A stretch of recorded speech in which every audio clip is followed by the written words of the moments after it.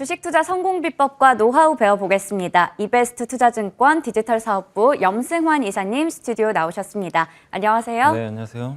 네, 먼저 오늘 전자공시 나온 종목들부터 화면으로 확인해 보겠습니다. 네, 오늘 총 4종목 올라와 있는데요. ST팜, 오로스 테크놀로지, 엑시콘, NS까지 올라와 있습니다.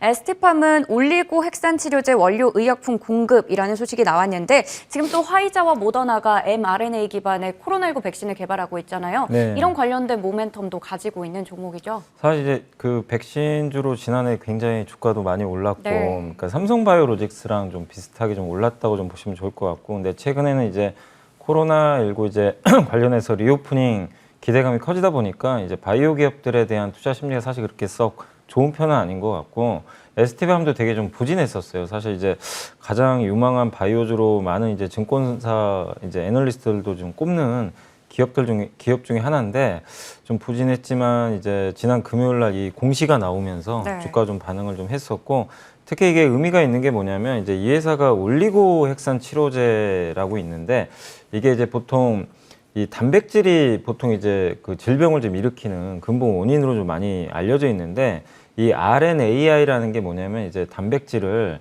어떻게 보면 이제 만들어지지 않도록 이제 간섭하는 기술이라고 합니다. 그래서 이걸 이제 그 질병을 어쨌든 이제 원천적으로 차단하는 그런 이제 기술 중에 하나인데, 이런 이제 치료제를 만들기 위해서는 이제 올리고가 좀 필요하거든요. 그래서 그 올리고 원료를 만드는 그 이제 핵심 이제 제약 회사가 바로 ST팜이고, 이걸 만드는 업체가 전 세계에서 이제 뭐 물론 이제 많은 업체들이 있겠지만 의미 있는 비중을 차지하는 업체가 그 3개밖에 없다고 하더라고요. 네. 이제 그 중에 3위권에 위치한 회사가 바로 이제 ST팜이고, 계속 지금 증설을 통해 가지고 생산 이제 능력을 좀 확장하려는 모습들이 좀 나오고 있고요.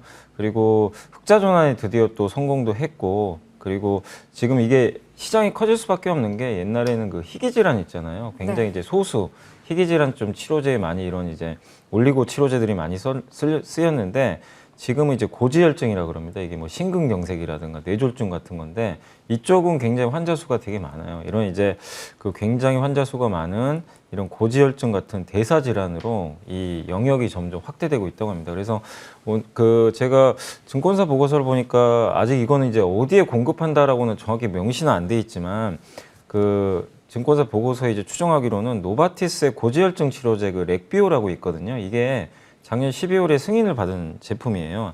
아마 여기에 원료로 좀 투입이 된 게 아닌가라고 좀 보고 있는 것 같습니다. 그래서 이번에 아마 그게 만약에 뭐 투입이 됐다라면은 예상 600억 정도 원래 했었거든요. 그것보다 지금 이번에 806억 구매니까 굉장히 좀 크다라고 좀 보시면 좋을 것 같아요. 그래서 그동안 사실 ST팜 아마 개인 투자분들도 지난해 워낙 또 이게 주가 좋아가지고 많이들 기대감을 갖고 있다가 올해는 좀 실망을 많이 하셨을 것 같은데, 분명히 또 이렇게 지금 회사는 잘하고 있는 것 같아요. 그래서 좀 기대감을 가지고 뭐 쫓아가라는 얘기는 아니고 흔들릴 때 좀 비중을 늘려가는 것도 좀 괜찮을 것 같습니다. 네, ST밤부터 체크해 봤는데요.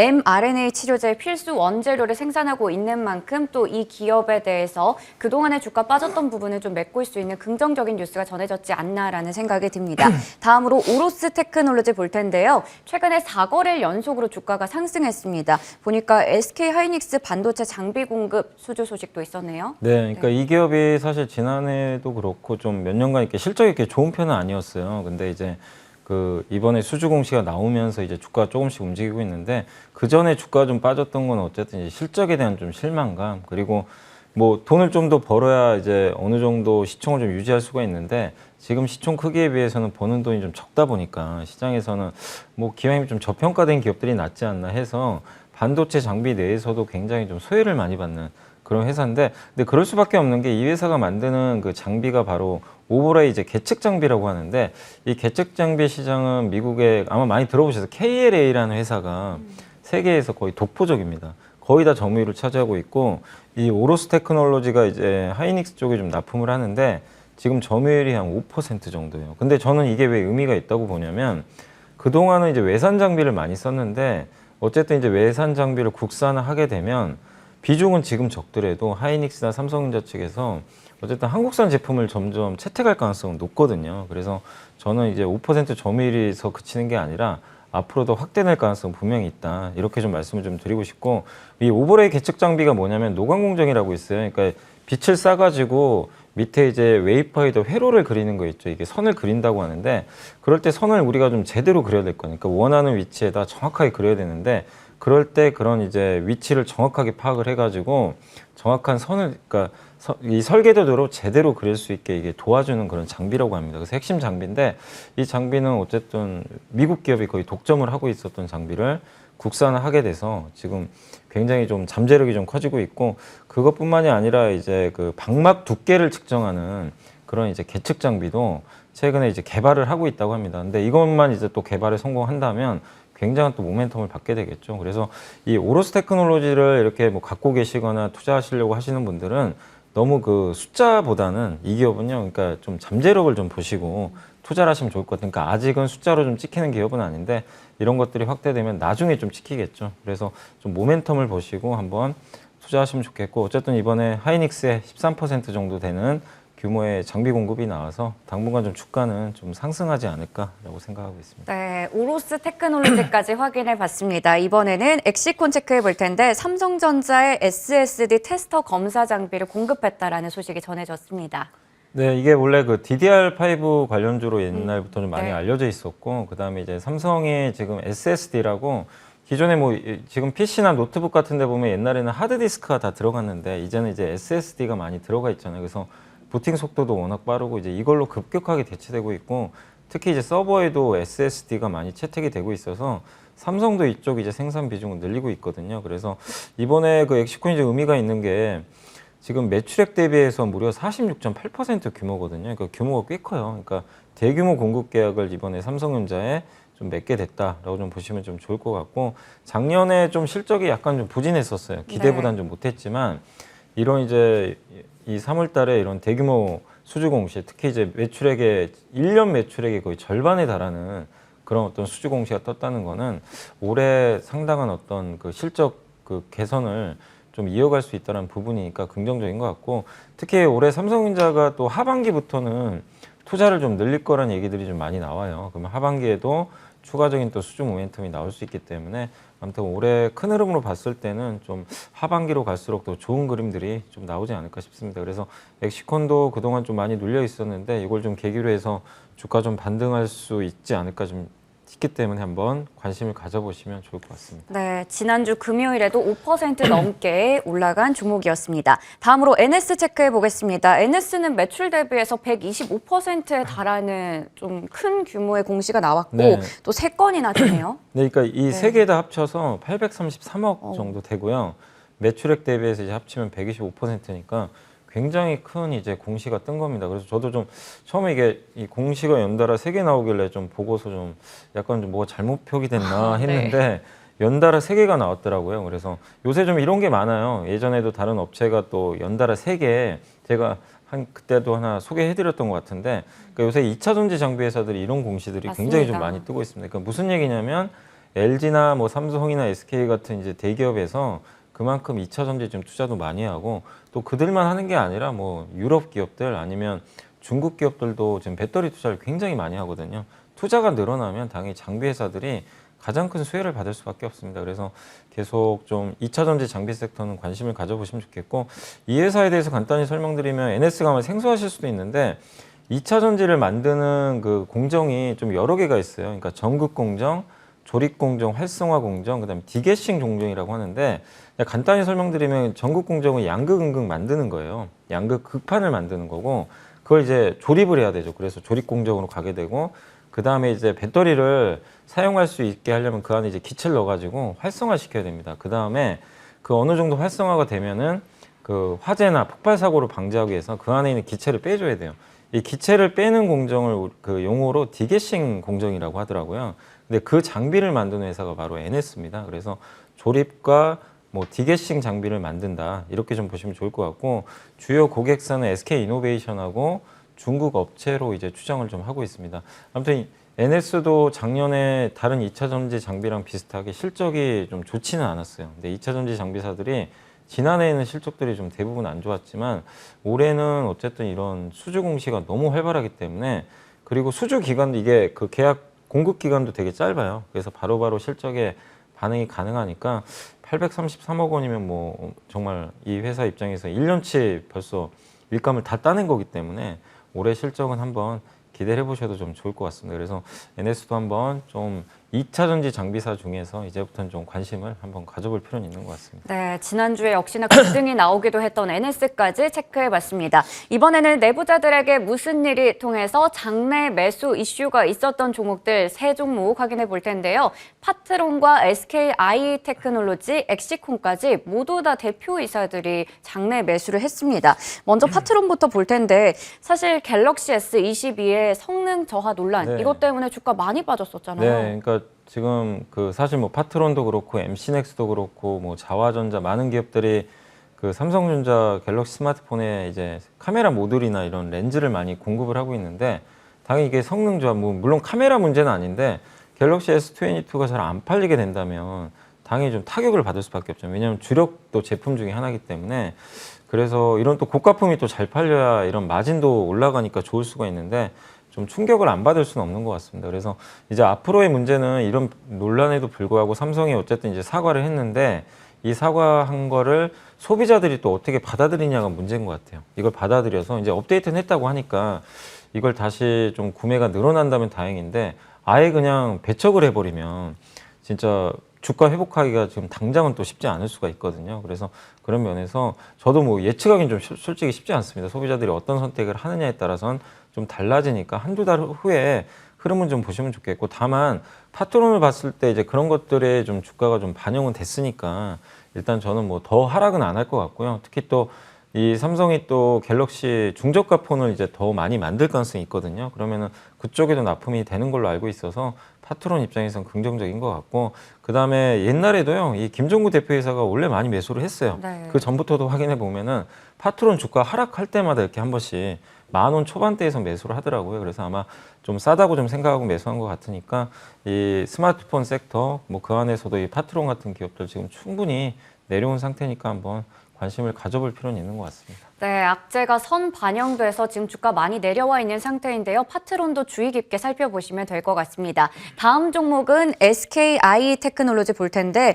이 종목이 지금 4거래일 정도 상승했거든요. 사실 지금 바닥을 찍은 건가라는 생각이 들어요. 예, 바닥은 좀 네. 찍은 것 같아요. 사실 SKI 테크놀로지가 이제 분리마켓하고 실적이 좀 안 좋아가지고 네. 주가 워낙 많이 빠졌고 2차 전지가 다 빠졌잖아요.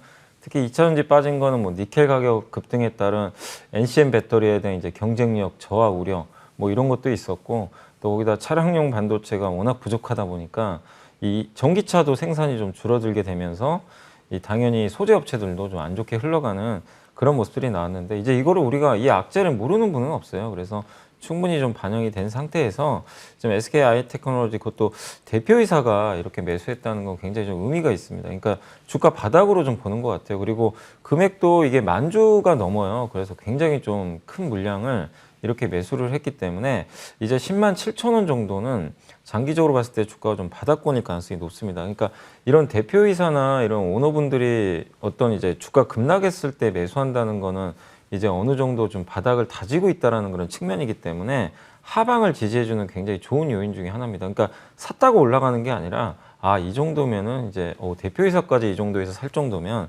주가 바닥은 좀 나온 것 같다. 그런 의미로 보시면 좋을 것 같아요. 그래서 뭐 SKI 테크놀로지 갖고 계신 분들 좀 힘드시겠지만 하반기는 분명히 또 좋은 모멘텀들이 있고 또 이런 대표이사의 매수도 상당히 좀 이렇게 SKI 테크놀로지 대표이사가 매수한 건 저는 거의 처음 봤거든요. 네. 네, 그래서 한번 의미가 있는 매수니까 좀 관심을 가져볼 필요는 있는 것 같습니다. 네, 이번 대표이사의 장대 매수가 좀 긍정적인 시그널이 되지 않을까라는 생각도 듭니다. 이번에 마지막 종목으로 엑시콘 살펴볼 텐데요. 저희 앞서 공시가 나온 종목에서도 확인해봤던 종목입니다. 역시나 대표이사가 2,000주를 장내 매수했는데 12,300원 구간에서 매수를 했어요. 그러니까 이 기업도 이제 주가 좀 부진하다 보니까 이제 대표이사가 매수했는데 사실 임원들이 많이 있잖아요. 근데 그 중에서 항상 대표이사가 매수하는 거는 더 좀 상징적인 의미가 네. 있는 것 같아요. 그래서 주가가 이제 뭐 싸고 어쨌든 이제 그 자사주 매입과 좀 비슷한 효과들이 나오기 때문에 저는 좀 긍정적으로 봅니다. 뭐 금액이 많은 건 아니지만 어쨌든 12,300원 정도에서 2,000주 들어왔고 아까 전자공시에서도 공급 계획 맺어진 것처럼 엑시콘 주가 흐름은 이제 좀 당분간은 그래도 견조하지 않을까라고 좀 예상을 하고 있습니다. 네, 그럼 이번에는 지난 종목 AS 해보도록 하겠습니다. 지난 2월 16일에 제시해 주셨던 SFA인데요. 공시가 나와서 그때 소개를 해주셨고 또 소개를 해주시고 나서 급등했던 종목입니다. 그래서 2월 23일에 저희가 또 AS를 가졌었는데 네. 그 이후로 주가가 더 올랐고요. 그리고 최근에 또 4만 원까지 터치하기도 했거든요. 추가적인 전략이 필요할 것 같아요. 그러니까 지금 4만 원이 원래 좀 저항이고 네. 또 숫자가 바뀌잖아요. 앞에 그러면 항상 이제 저항이 좀 생기기 마련인데 지금 증권사 최근에 긍정적인 보고서가 되게 많이 나와요. 보통 이제 5만 원 이상의 목표 주가를 제시하고 있는데 제가 계산해 봤을 때는 저는 4만 4, 5천 원까지 상승 여력은 아직 남아있다 이렇게 보고 있고 원래 OLED 장비 회사인데 OLED 비중이 확 줄었고요.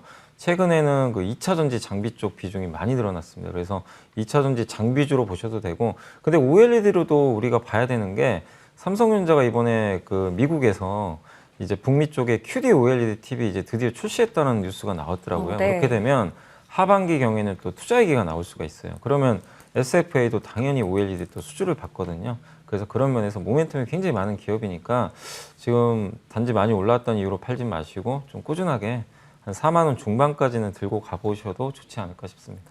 네, 오늘 제가 또 오전에 브리핑 시간에 또 OLED를 다루기도 했었는데요. 네, SFA도 관심 있게 꾸준히 4만 원 중반대까지 또 체크해 보시면 좋을 것 같고 증권사에서도 5만 원 넘게 또 목표가를 제시하고 있는 종목이니까 체크해 보시면 되겠습니다.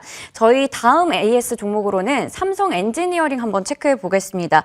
2월 14일에 제시해 주셨고 최고가 기준 수익률은 지금 21% 이상 되는데요. 이 종목은 지금 최근의 주가 흐름 어떻게 좀 분석할 수 있을까요? 이게 사실 이제 네. 우크라이나 사태 수혜주죠. 왜냐하면 이제 유가가 급등을 했기 때문에 네. 고유가 시대에 항상 옛날부터 수주를 워낙 많이, 그러니까 중동에서 수주를 많이 받았잖아요. 그래서 중동 산유국들이 어쨌든 이번에 돈을 엄청나게 벌었죠. 그래서 재정이 좀 늘어났기 때문에 안 그래도 사실 올해 발주 계획이 되게 많은데 더 많은 발주를 할 가능성이 높아졌습니다. 그래서 그 기대감에 의해서 가는 건데 이제 중요한 건 뭐냐면 주가는 올랐는데 이제 숫자로 검증을 할 시간이 좀 다가오겠죠. 실제 수주가 나오는지를 이제 단계적으로 우리가 확인을 해야 됩니다. 그렇기 때문에 지금은 좀 매수는 저는 좀 반대고 보유하신 분들은 일단 보유는 하시는 건 좋은데 올해 상반기경에 어떤 수주들이 계속 나오는지 그걸 좀 면밀히 체크하셔야 될 것 같아요. 근데 생각보다 수주가 좀 덜 나오게 된다라면은 주가는 또 흘러내려 버릴 수도 있거든요. 그래서 이제부터는 좀 검증의 시간이다. 그래서 매수보다는 좀 보유의 관점으로만 좀 말씀을 드리고 싶습니다.